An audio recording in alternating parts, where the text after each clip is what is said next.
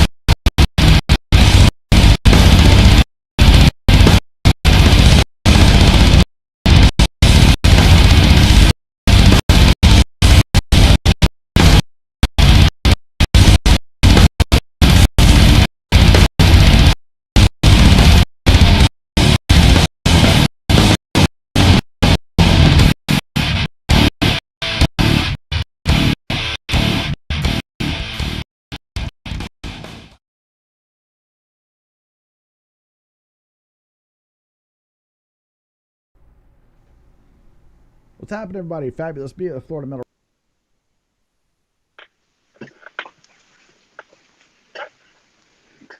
Hey, what's happening? How are you?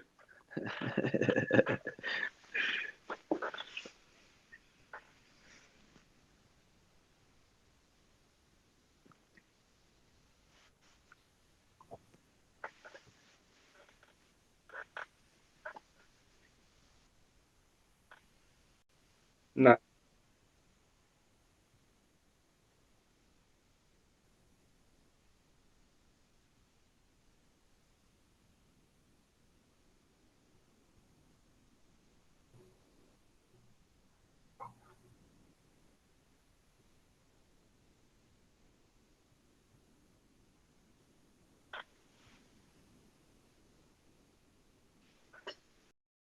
What the fuck?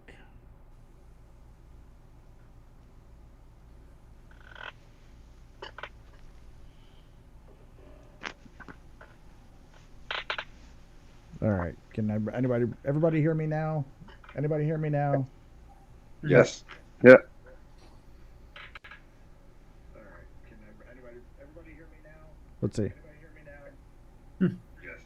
Yeah. There we go. All right. Technical difficulties aside. So, you guys are fresh off a show on this past Saturday with Florida Metal Radio and Heavy Metal Networks down at Cafe Rubik's in Melbourne. First of all, I wanted to thank you guys for being on that show. That was really awesome. Second of all, I don't know if you guys saw two little blonde kids that were sitting next to me most of the night. They said that y'all were their favorite band the whole night because they could actually understand the lyrics. Well, all right. I think that's a huge compliment because as a vocalist, as a singer, whatever you want to call me, it's very important for me to make sure that people can understand what I'm saying because I have something to say. And I want to be heard. And no matter what, because I use a lot of different, vocal ranges and different voices as far as if I'm singing or growling or screaming. And no matter if I'm growling, I still like to use a lot of dictation and make sure people can understand me. So that's awesome. Yeah. It's funny, we talk about this at practice too. Yeah, because I'm probably going to catch heat for this, but we play with a lot of bands with just these not singers, cookie monsters, where it's just right. Like, dude, did you just say something about my mom? Like, what are you saying? What's the point in even doing anything if you aren't going to make yourself audible instead of just making noises? But again, I'll probably catch heat for that, but it is what it is. Yeah, 100%, man. And and Psycho Stick, they did that song, "This Is So Heavy," and they had that verse about cookie monsters, like cookie, me wants a cookie. I mean, you can because I'm into death metal. I'm into a lot of different types of music, and Right. you know, like one of my favorite bands in general is like Morbid Angel, and I can actually understand what the guy is saying, you Yeah. know. But then there's like a lot of guys out there that are just like, what are you saying anything at all? It just sounds like you have the microphone halfway down your throat. Yeah, exactly. And it's like Nothing, nothing. you're almost choking on it. You know, you're kind of Yeah. expecting to see somebody come out of a porno or something like that. So whenever I hear something like that, I take that as a huge compliment because that's a very important thing for me. Yeah. I mean, it's definitely one thing to, I mean, to scream and growl and stuff like that all the time, like you said. But I mean, for somebody to actually, um, you know, to sing and to enunciate, you know, the lyrics and make it known what you're saying, you know, your message, you know, it's definitely, you know, on a whole different level. And like I said, the two little guys they were like, you know, I really like Fleshweld, and I was like, oh cool. I was like, you know, that's awesome. You know, I'll make sure to pass that on. So Yeah. Tell them thank you. Yeah, thanks. absolutely. Yeah, so I mean, next time they're gonna be at the next show, which is gonna be on November 12th at the same place. So if anybody wants to come and see Fleshweld live, by all means, come and see them live because it's definitely worth it. But speaking of that show, this past weekend, what did you guys think of the venue? I mean, was there enough people there? I mean, any I saw any more. good? Go ahead. I saw more people than the last couple times that we played there. Yeah. Right on. Yeah. So the word is you know, growing. So as long Yeah. as people keep on going, you know, keep on coming. Yep. Yeah, it's very good turnout. Word of mouth. Yeah. It seems like the turnouts are getting better and better. I mean, was that our fifth time playing there? I Okay. want to say our fifth time, like ever playing there. I could be Right wrong. on. You might be right. Fifth time. Yeah. Um, each show it just seems to get better and better as far as the turnout. Hmm. Awesome. So that's a good thing. You know, it's nice to watch a place, especially a newer place. I don't know how long it's been there, but just watching a new place grow. Yep. Yeah, there's a lot that I mean Ant and myself are putting into it. I mean basically I mean he's booking the shows and I'm doing the interviews. So it's like we're kind of working hand in hand to try to build this a little bit further. Oh, and Chris wants to know who's got the apple juice. So there you go, Chris. You know, I got it. Tomorrow night. Tomorrow night. There we go. So yeah, I mean, we're definitely. I mean, I love seeing you guys there, and I know that. I mean, you guys played there 5 times now. Obviously, you guys like the venue. I mean, and the venue. If anybody's been around for any period of time in Melbourne, it used to be the old like vitamin shop.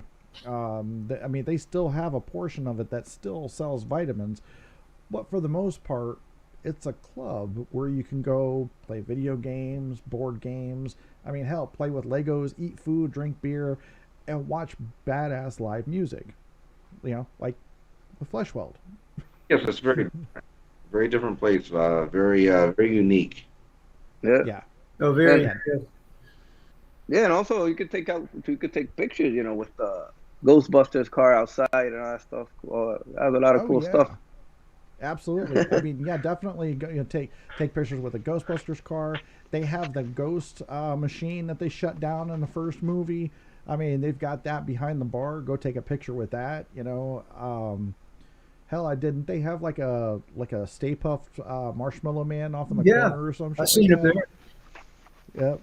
And the last show that we did, I discovered they had the Star Wars game, like arcade, and Jeff was watching me play. I had not played that since I was like a little kid, and I just happened to be sitting by. And I looked over, I saw it, like, oh my gosh, and I was just playing that in the zone. I'm a nerd anyways. I play Nintendo and stuff like that, but when I saw that, I was like, oh my god. I have not seen or played this since like I was a little kid. So Oh yeah, dude. pretty much what I was doing for a while.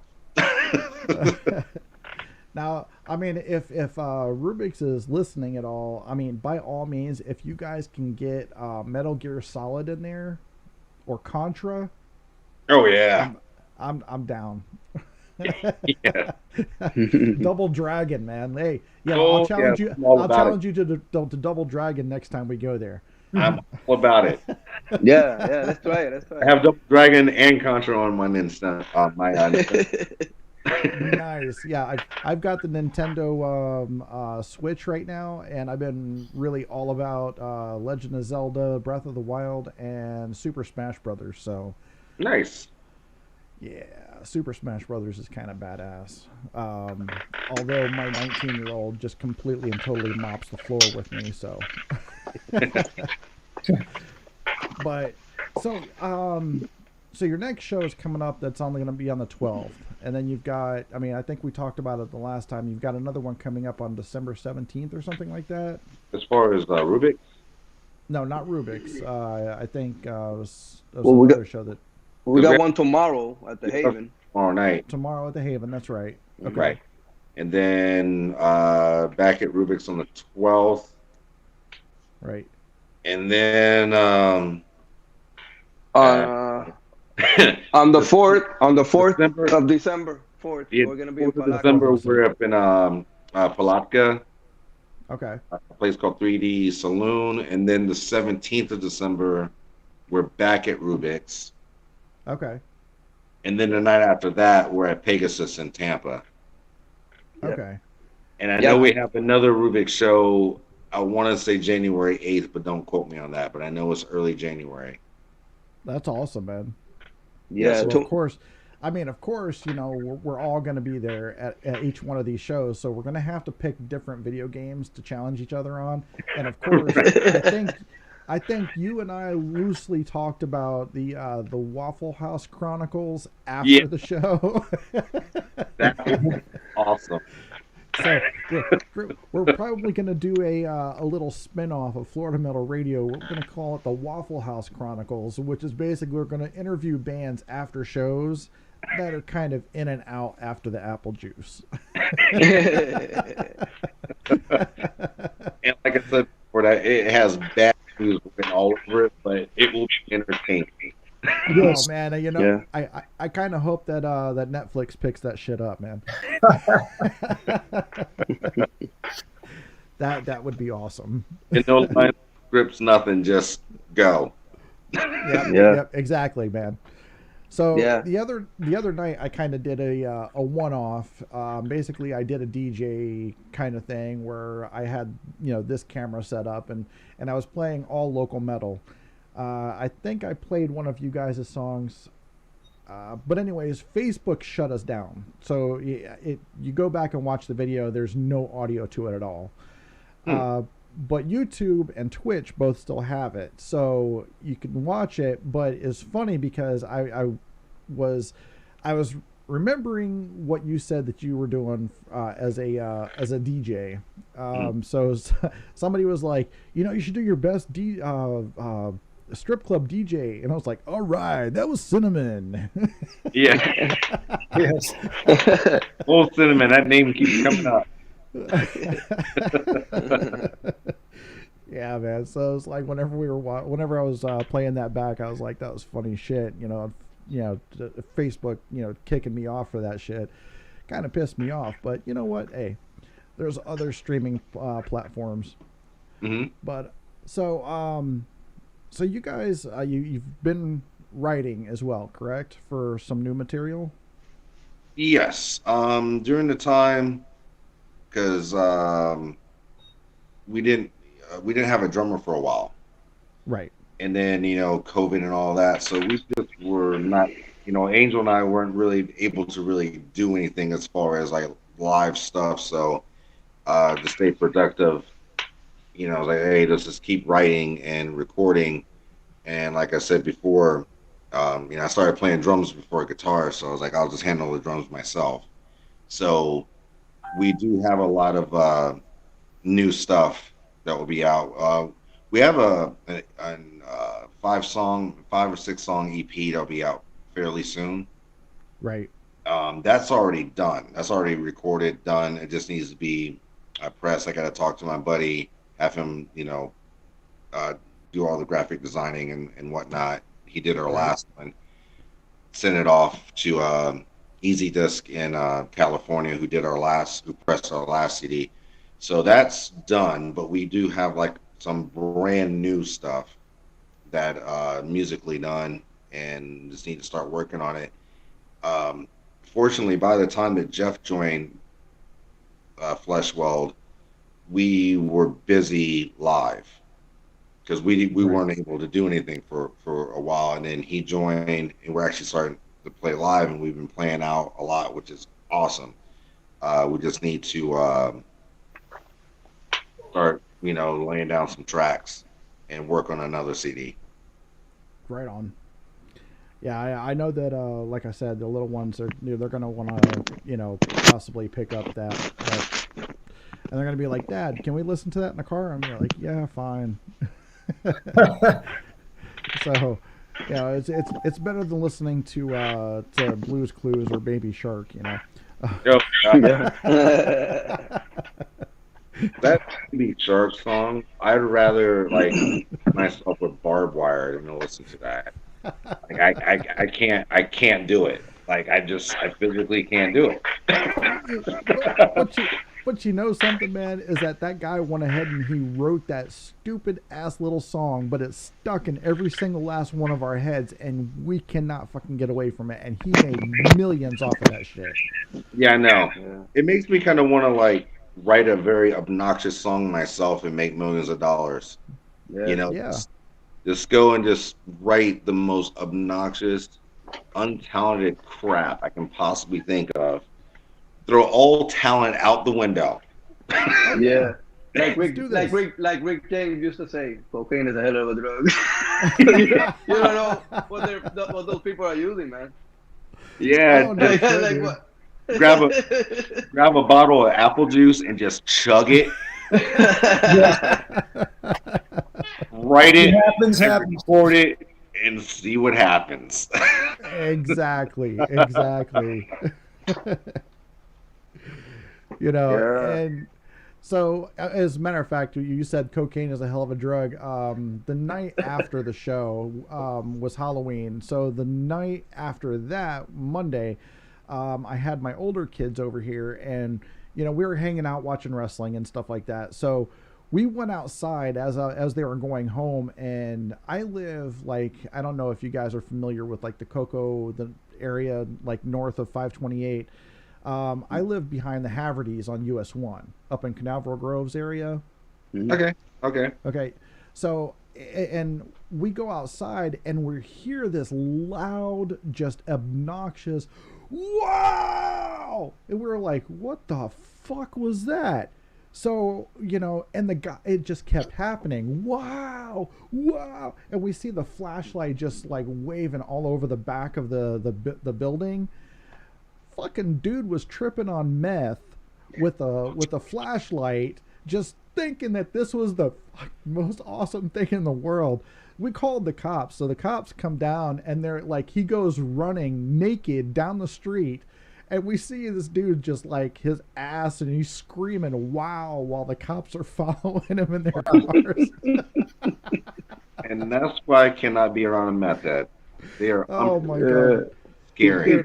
He probably thought he was in Universal. Right? I was like, is this actually fucking happening? So I was like, okay, you know what? I'm gonna wait for this guy outside the jail, and I'm gonna offer him a, just come out to one of the shows, run around naked, and run down the street. Oh, the humanity. Here, man. Here's some meth. Go ahead and run around and go outside. Oh, Jesus, man. So, all right. So, what else do you guys got? I mean, I know that you guys got some stuff planned for the first of the year. We're gonna. I mean, you said obviously the music. You're planning on new merch, correct? Yes. Yes, indeed. Yeah, the only show I think we have booked for next year, I think, is the Rubik show. And again, don't quote me, but for whatever reason, January 8th is popping in my head. I could be Okay. wrong. Okay. Uh, but yeah, hopefully. Oh, and the 8th, yeah, Oh, I'm right. around there. Awesome. All Around there. right. Yeah, that is a Saturday, so that would make sense. Yeah. Um, No, and yeah, also we have we're gonna play a shout out to Armageddon Magito and Precipice, for friends of ours. We played a couple of times with both bands, and both of our bands are gonna play with us tomorrow at the Haven and in Palaca. Nice. That's right. awesome, man. It's gonna be awesome. Yeah. So yeah, hopefully now, like I said, the whole COVID and this and that, not being able to perform, not being able to, because basically our the money that we make from shows and the merch that we sell at our shows, it recycles itself to make to get more merch made, and we Right. just weren't able to do it for a while. So hopefully by January, we should be close. We should be good by then because we've been playing a lot lately and still selling stuff. So we should have new CDs out and more shirts and whatnot. Now, where I mean, you said you I think you said it once before, but where are you guys doing your recording at as far as your new stuff? At my place, I have a home studio. Oh, you have a home studio. Yeah. Hey, Jeff, that's a nice put. That's no, Yeah. I'm not gonna Yeah, say it. yep. Thank you very much. Just so Yeah, we recorded at my place, okay. and then So like I what, said, as far as last time, my buddy Anthony, he did all the graphic designing for our CD, and then I sent it off. We sent it off to Easy Disc in California, and they pressed it. okay, right on. Now, so I mean, you're using your home studio. I mean, care to share like some of the tips and tricks for running a home studio? I mean, do you have like I know that you probably got like different digital interfaces and stuff like that, but I mean, whenever you're using the software and stuff, what kind of software are you guys using? The software that I was using was Mixcraft 6, but I just recently moved up to Mixcraft 9 Pro, or a Mixcraft Studio 9 Pro. Okay, So still the same thing, but I was able to upgrade. awesome.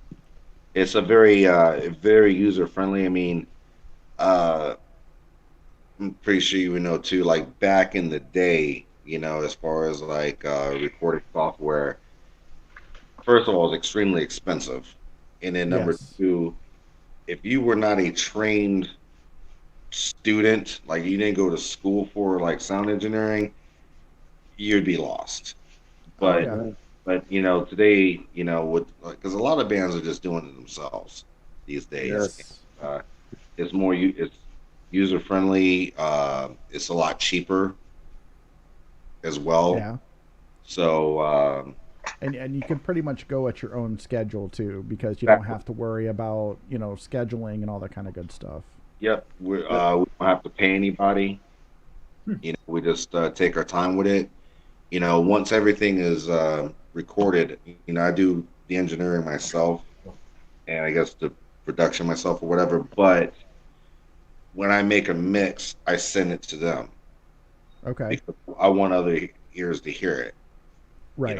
And it's not just about me. I want their opinion too. It's like, hey, okay, here's a mix. Listen to it. Listen to all of it. Tell me what you're hearing. And so essentially they're doing the mastering on your Yes, final yeah, mix. yeah. We're all doing the mastering together. And there's Okay. sometimes when it's like, man, that sounds good. Like, okay. And there's some other times like, maybe turn that down a little bit. Maybe tweak that whatever. And I look back into it like, okay. So we work together very well like that. Right Yeah. on. Well, I have a home studio also with Logic and a couple of stuff too, that once in a while I'll send it Benny ideas and stuff when I record, and I'll send it back to him. It's actually great. I mean, just technology in general, especially whenever bands, sometimes can't get together, or if you've got a spur of the moment thing where you're like, hey, I think this bass riff would be badass. Tell me what you think. So by sending files back and forth, and then you can do a quick mix and see if it sounds all right, or if. So yeah, I mean that's awesome, man. And you guys. Sometimes he'll send me, multiple riffs, maybe 3 to 5 riffs, not necessarily meant to go together. They're separated. They'll send them to me, and I work with them, and like, okay, yeah, these 2 riffs, over here with this song, and then this, Yeah. So, yep. Yeah, it helps a lot. All right, Jeff, you're kind of quiet up there in the corner, man. You're kind of making me nervous. Tell me a little bit about your because he's a new guy. He doesn't. I'm just messing with you. They're talking about riffs and stuff. I'm like, hey, I just lay down the beat. Yeah, he's pretty much joined in you playing. Nice. So we're going to have to. They had songs done. They had songs done. I came in late and they had the songs done already, so I'm pretty much still learning what they had. Right on. For the EP, and then we'll start writing new stuff. I'll feel more involved, as you say. So what kind of equipment are you using, Jeff? I mean, obviously, for a drummer to pack up and take it to practice or something to that effect, I mean that's a lot of doing in itself. So. I mean, what kind of equipment are you using? Well, in practice, where we go, he'll have the basics already set up. I just need to bring cymbals, maybe my foot pedals, a snare drum, but yeah, I'll have a bunch of different varieties snare drums I like. Yamaha, Tama, Ludwig, a huge favorite of that Ludwig. But I'm with everyone makes good stuff. Everyone makes bad stuff. Zildjian has killer cymbals. Sabian has killer cymbals. Oh yeah. It's for a drummer. I mean, there's a sound in everything that can be used somewhere. Absolutely, man. I mean, you see these street drummers, these kids and stuff with these different buckets and stuff. Yeah, garbage pails, of course. Yeah. I mean, the shit's amazing, the stuff that they can come up with. I mean, just, bouncing their foot back and forth, lifting the bucket up as they're playing, making different sounds. I mean, that shit's, awesome. Yeah. That's a talent in itself. Yes, it is. Yes, definitely. So, but shit, I mean... Yeah, because I think, Jeff, you've used, I think, 2 different sets with us, I believe. Yeah. I have right now... I really like it. It's a Ludwig. It's a Vistalite. It's probably, I would say, 75, 76 year. This classic drum set. Just to me, it just projects the sound. Right. And it looks pretty good under lights. Yeah. And that was the one that you had with you on Saturday, correct? Yes. Yep. That was a nice set, man. I was definitely that was really nice. Yeah, I think that's the one you've been using the most lately. Yes. Right? Yes. Yeah, I mean, from what I could hear, and like I said, there was some audio issues that I won't go into. From what I can hear, there was a crisp sound coming from the set itself, especially whenever I took off the monitors. I was like, yeah, definitely.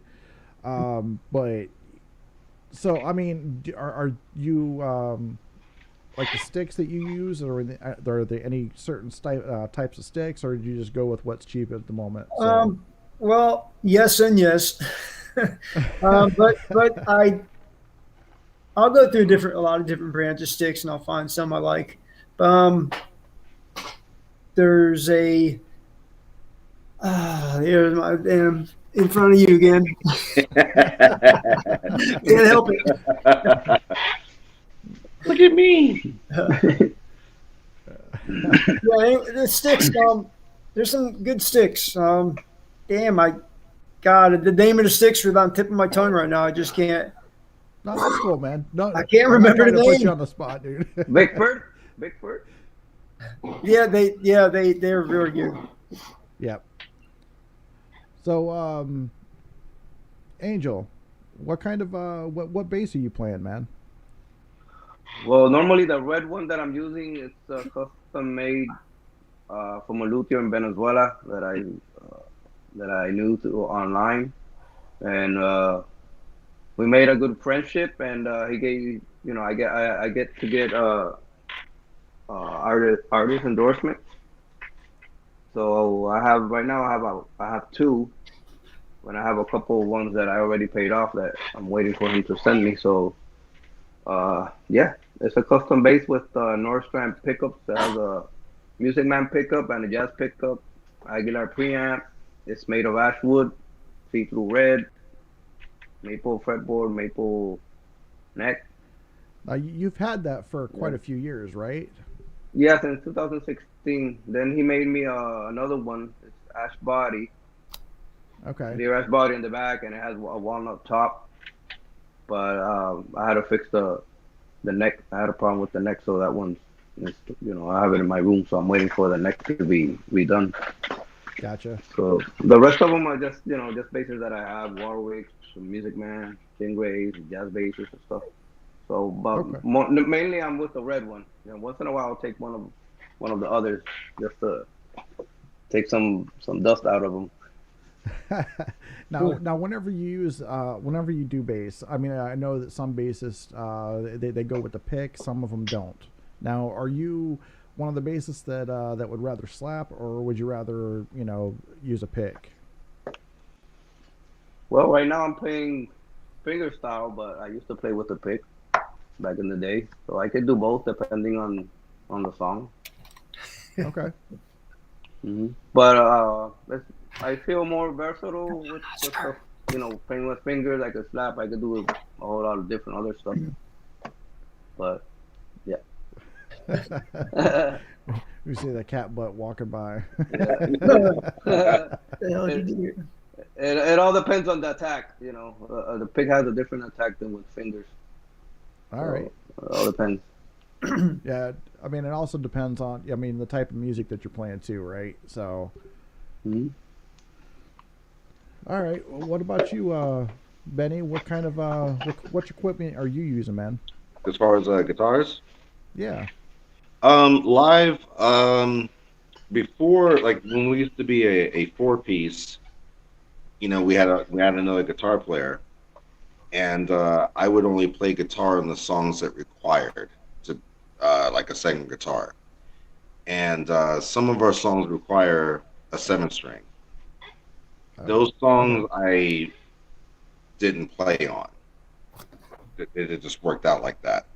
So now that we're a three piece, it would still be nice to have a guitar player because I'm having to do double. So Oh, just okay. so like yeah, normally I was just mainly a lead singer that would just I played on the songs that needed it. Gotcha. So I don't really play my six strings anymore live. I only use them in when recording for the six string song. So live I bring out two seven strings. My main guitar is a Dean Avalanche seven string, Nice. and when I bought it, I wasn't even looking for a seven string. I bought it like years ago. I just happened to I play strictly Dean guitars, Okay. and I just happened to go into a pawn shop in Cocoa Beach, and it was for sale $175 with a case. Damn. Didn't need it, so I was like, "Hey, that's a good deal. I'm Hell buying yeah. it." Now it's like my main guitar, but that's my primary, and then for my secondary, I have a Dean Vendetta seven string. Okay. I load all my bridge pickups up with DiMarzio deactivators. Like all my guitars have that in my bridge pickup. Now, is there any particular reason why you use Dean guitars, or I mean, is it just a preference thing? They fit my hands really well. I love their tone. I love the way that they're designed. I bought my first Dean guitar when I was 17, and I've been playing them ever since. Right on. It'd be nice to have like some kind of sponsorship with them. I think I've played their guitars long enough. Yes. Hey, And yeah. Dean, but but Yeah. yeah, I love their tone. I love the way they feel. I love the neck a lot because there's some guitars, and I'm not dissing them by any means, but like take like an Ibanez for instance, their Right. necks are too thin for me. I I've can't. noticed that. They don't. Nothing against them by No, any. not at all. I mean, I mean, their sound is great. I yeah, mean, by all means. But I mean, everything. if you have smaller hands, I mean, that might fit. But Right. somebody, I mean, like And, you or I mean, older, got bigger hands. I mean, you definitely want that, that bigger, neck. So and I have, yeah, my fingers are really long. yeah, Uh, and there's some other companies where the neck is too fat, where if I feel like I have a baseball bat in my hand, and right. that's comfortable. But Dean is Yeah. like right in, it's like perfect. I mean, I don't know if I mean anybody watching that I got these guitars right here and I've got a bass over here. Um, I don't play either one of them. They're Is my that ex fender right behind you? girlfriend's. What's that? Is that a fender like right behind you to your right? You know what? I don't even know what kind it is. I know that it was cheap and it was left here by my ex girlfriend's son. So Okay. I hung it up because it makes my studio look good. Yes. Ooh. But anyways, I was gonna say something. Shit, where was I gonna go with that, motherfucker? Now, what kind of amps are you guys using? Who wants to go first? For I don't myself, have an app. yeah. Well, Right.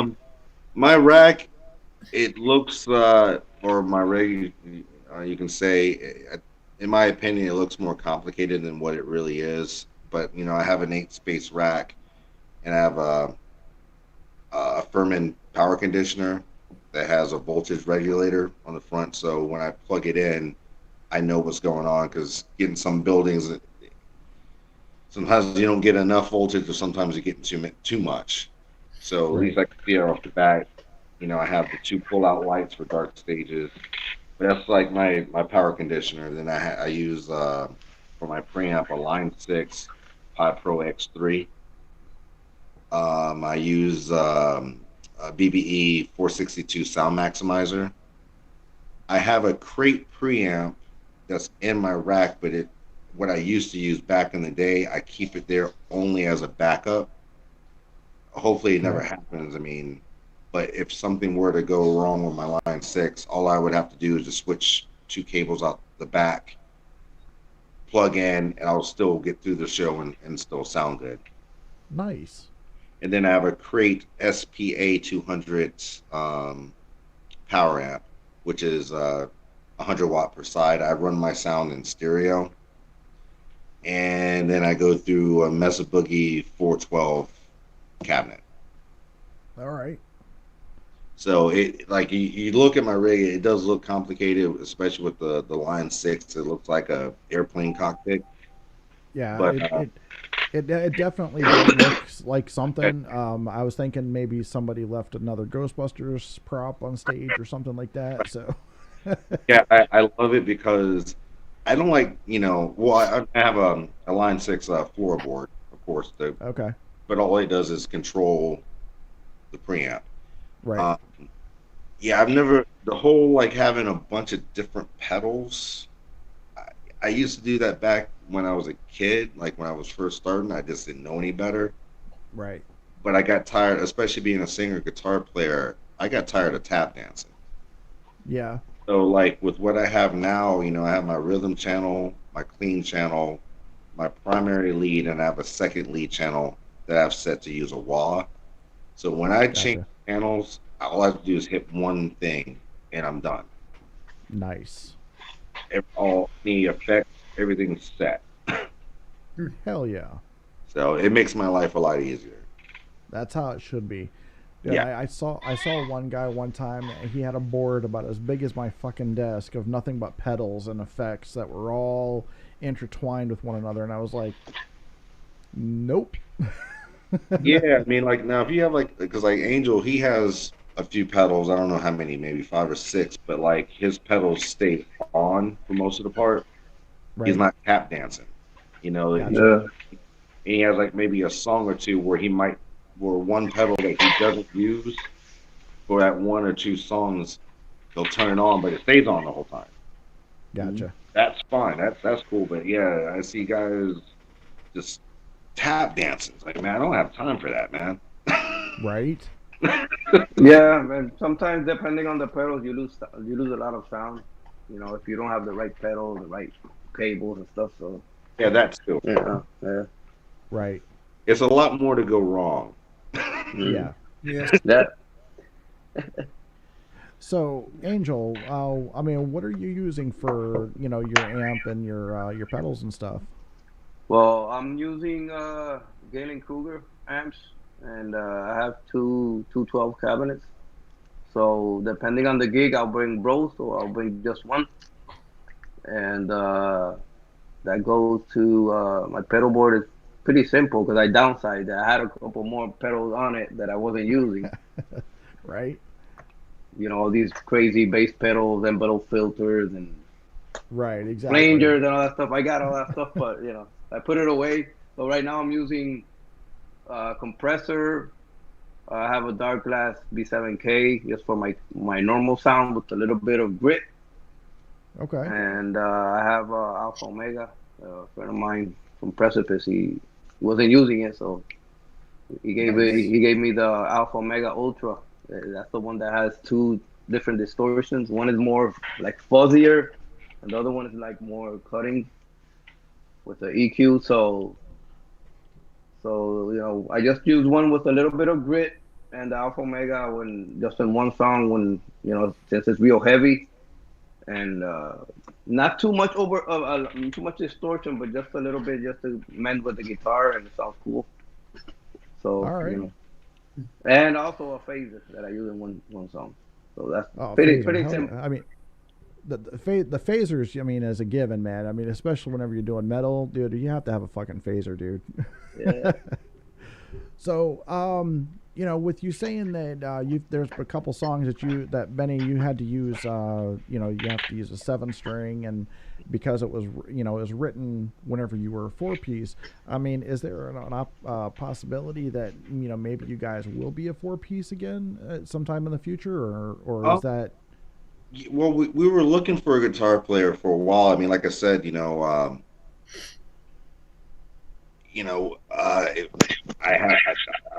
just doing what I'm having to do. As Right. far as all right, got to keep this going, so I'm just going to play guitar full time. Just sometimes you just got to step up to the plate, and Right. we've actually been doing better as a 3-piece, in my opinion. We've Right been on. accomplishing more, and we were like an as out for a guitar player, and then we just kind of stopped. It's at this point, and I don't know. I think Angel probably feels the same way. Probably even Jeff.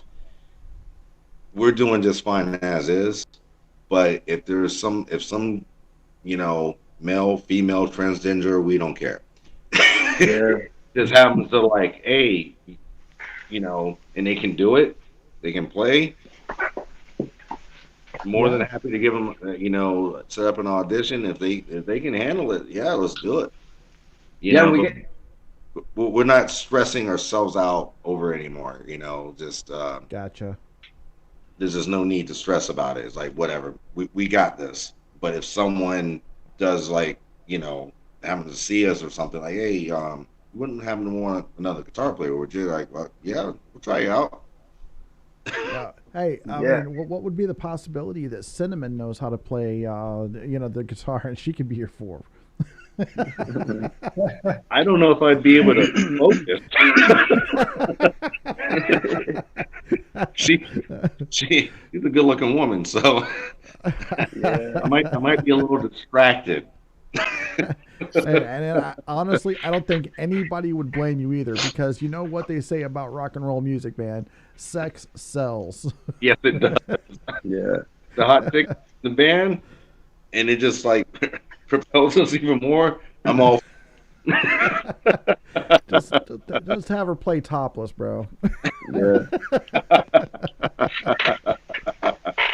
Some Yeah. posters We there. also get a lot of compliments since because there've been some people that have seen us when we were a 4-piece, and we get a lot of compliments most of the time that as a 3-piece we sound tighter. Yes. So, Right. mhm. Yeah, I mean, I can definitely see that. I think I've seen you guys play once or twice. And I think, if I'm not mistaken, I think Chris Gifford was part of y'all at one point, correct? Yeah, that was a while ago. Yeah. And I think I saw you guys whenever you had Chris in the band, because I think you guys played at the Sandbar or something like that.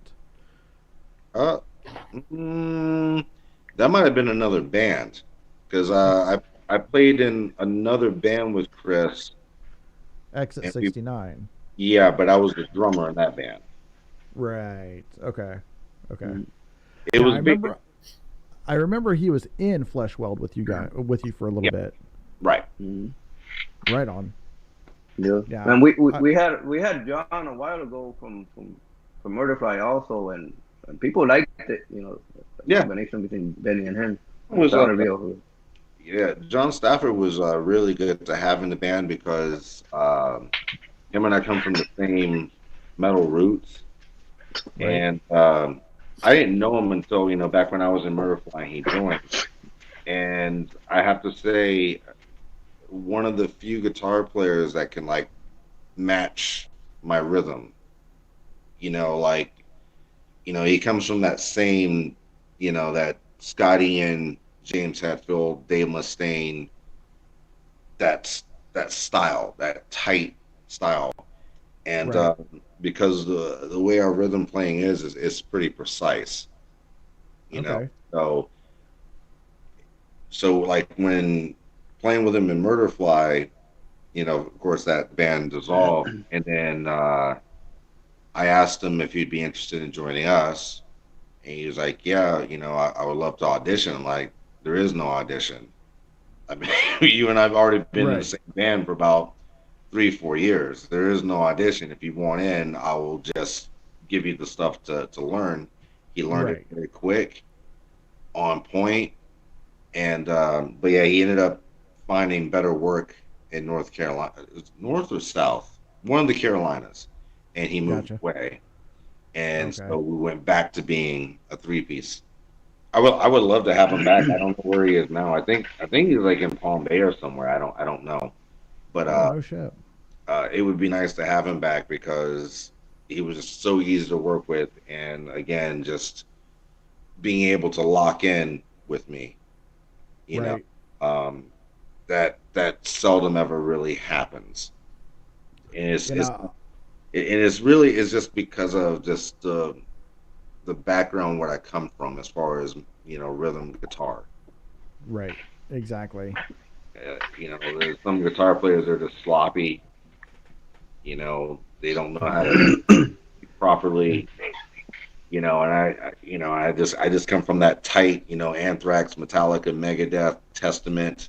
You know, Fear Testament. Factory. Very. Testament and yeah, Testament and Fear Factory was some of my favorites from back then. But fuck yeah, dude. That's where I come from. So Right. and that's where he comes from. So it very good match. So there. I mean, if he did decide to come back at some point, then you guys could very easily become a 4-piece again. Oh yeah. Yeah. Yeah. So I mean, and I'm not saying anything, that the 3-piece, I mean, like I said, you guys got new fans, off in the other room here. You got, I mean, I thought that you guys sounded awesome as a 3-piece. I mean, you couldn't even really tell that y'all were a 3-piece. I mean, if you were in the other room or if you were just walking into the venue, you wouldn't be able to tell. I mean, just that's how badass you guys sounded on stage. So, I mean, I just think it would, add another layer of depth to what you guys are already putting out. I mean, especially if you got somebody like you were saying that was just as tight as what John was. Right. So, Thank you. yeah, yeah. So I mean, but All it like would really do, it would just take, yeah, you know, where I can. But at this point, to be honest with you, I'm so used to playing all the songs now, like on guitar. If yeah. we were to get another guitarist, I probably would continue to do it. I've gotten too used to it. Oh yeah, dude. I would probably, Absolutely. if I were to go back to, okay, now I can put the guitar down on these songs, I would probably feel naked. And I it's, know, dude. I know exactly how you feel, man.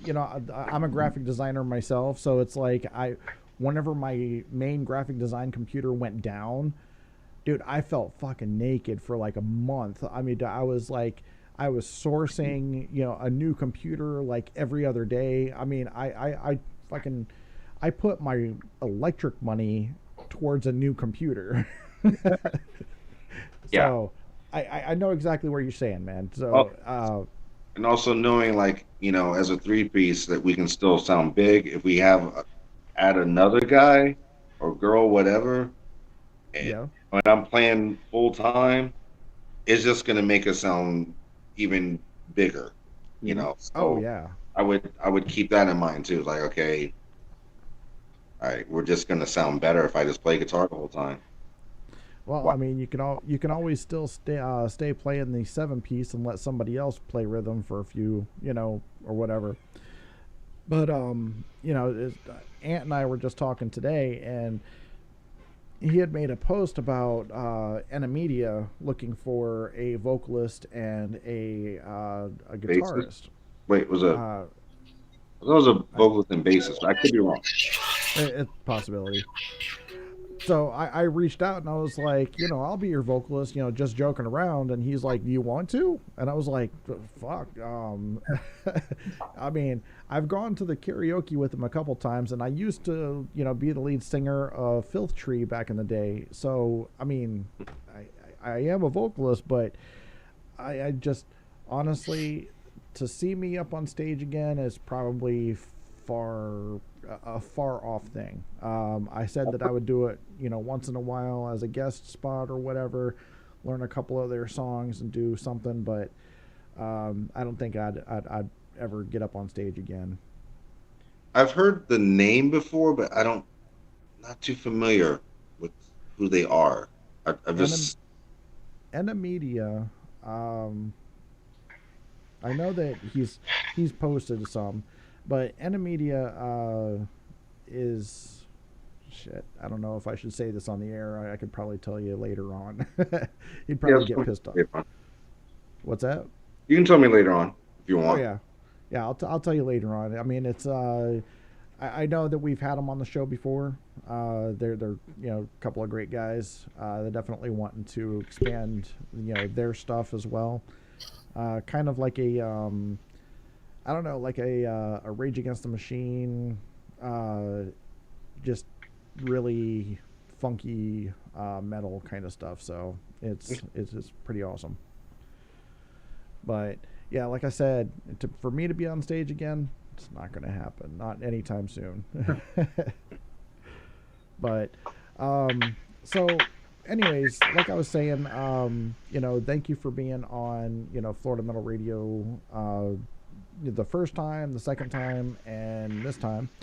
And also for being at the show on Saturday. I mean, it was a great time. I'm sad that I didn't get a chance to say goodbye to you guys whenever you all left. I was kind of running around trying to chase my children, which making sure that they weren't trying to tear shit down. But yeah, thank you guys so much for being on the show. You guys are always amazing, always welcome here, and I love hanging out with you guys whenever we're at the shows and stuff. So, And next time we do need to share that beer, man, because we didn't get a chance to this last time. Most definitely. Yeah, thank you for inviting us. Are you gonna be in the show tomorrow? Are you going? The one at the Haven, no, because I have my kids and my ex is working, so I'm kind of like in dad mode. If it was an all ages show like at Rubik's, then I'd be like, fuck yeah, I'd be there. So, but unfortunately, it's 18 and up, and it's not. You guys want to go ahead and plug that show? I mean, who else are you guys going to be on the bill with that one? Precipice, Armageddon, Megiddo 3, right? Yeah. And the other band, I forgot. Atomic Fate. Atomic Fate. Atomic Fate. Okay. Yeah. And, is there a cover at the door or? Yes, I got it, but I want to go with $7. It's either 7 or 8. Okay. I have to look at that's, I think it's like $7, $8, something like that. Show starts. Well, doors I think open at 7. No, doors open at 8, but show starts at 9.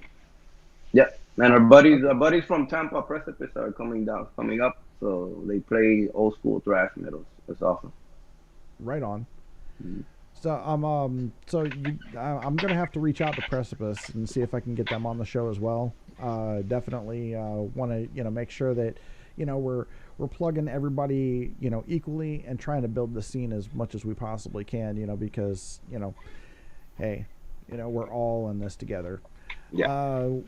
Also, I also wanted to make a quick announcement that since we are booked solid at Cafe Rubik's for the month of November, I myself, for Florida Metal Radio, and I'm going to be doing this show as much as I possibly can over the next couple weeks. So you guys are going to see me going live multiple times a week.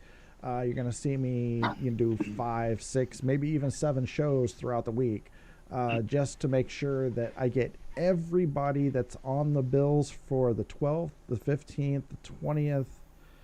Hold on a second. I know I have other shows on here. The 27th. So yeah, all of these shows, I'm going to make sure that every single last one of the bands has their time to be on the air or live with me. And we're going to go through and make sure that everybody gets their time. So once again, guys, thank you so much for being on the show once again. Thank you. Thank you. Love you guys. Love you guys. As the immortal Ricky Rackman once said, keep one foot in the gutter, one fist in the gold. Keep it real. Keep it metal. Fuck yeah.